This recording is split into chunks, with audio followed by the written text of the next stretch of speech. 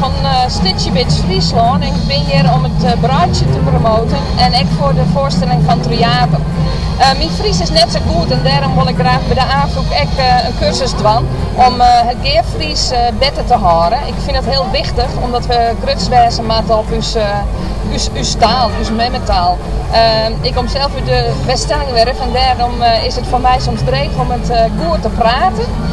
Maar nu even waarom het bruidje. Ik hoop dat volle mensen nou weten dat bruidje nog steeds heel leuk is om te doen. En het man en jonge vrouwen en doggen. En dat weet alle jaar. Ik hoop dat volle mensen Fries praten blijven, want dat is heel erg belangrijk. Hey, tegen dank en ontje. Ljubim ko da prvi ti put, smej se, nemoj nikad biti ljud, čuskaj kao da drugi raz.